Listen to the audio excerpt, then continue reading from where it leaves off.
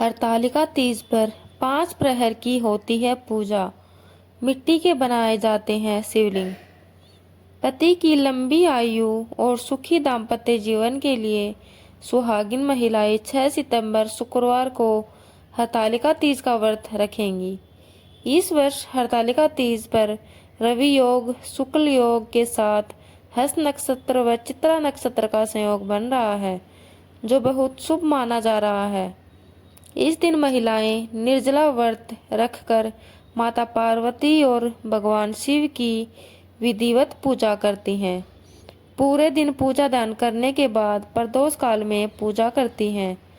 भाद्रपद मास के शुक्ल पक्ष की तृतीया तिथि को हरतालिका तीज का व्रत रखा जाता है। तृतीया तिथि 5 सितंबर को दोपहर 12:21 पर शुरू हो रही है, जो 6 सितंबर को दोपहर 3:01 पर समाप्त होगी। ऐसे में उदया तिथि के आधार पर हरतालिका तीज 6 सितंबर शुक्रवार को मनाई जाएगी। मां पार्वती ने भगवान शिव को पाने के लिए रखा था व्रत। ऐसी मान्यता है कि इस व्रत को पहली बार मां पार्वती ने भगवान शंकर को प्राप्त करने के लिए रखा था। इस दिन सुहागिन महिलाएं पति की लंबी आयु और अच्छे स्वास्थ्य के लिए और कुंवारी कन्याएं मनचाहा जीवन साथी पाने के लिए इस व्रत को रखती हैं। हरतालिका तीज पर 5 प्रहर की होती है पूजा। मिट्टी के बनाए जाते हैं शिवलिंग। हरतालिका तीज पर 5 प्रहर यानी दिन भर में 5 बार पूजा अर्चना की जाती है। मिट्टी के शिवलिंग बनाए जाते हैं। तीज के बाद चतुर्थी की सुबह मिट्टी से बने शिव जी, पार्वती जी और गणेश जी की पूजा करती हैं।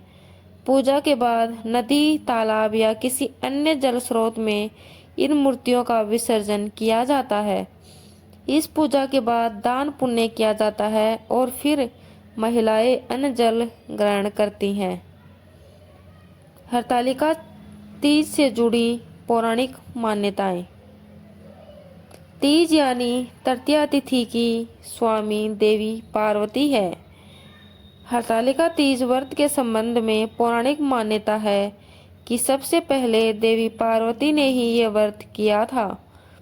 पार्वती शिव जी को पति रूप में पाना चाहती थी और इसी कामना को पूरा करने के लिए देवी ने हरतालिका तीज से कठोर तप शुरू किया। देवी के तप से शिव जी प्रसन्न हुए और उन्हें देवी को मनचाहा वर दिया था।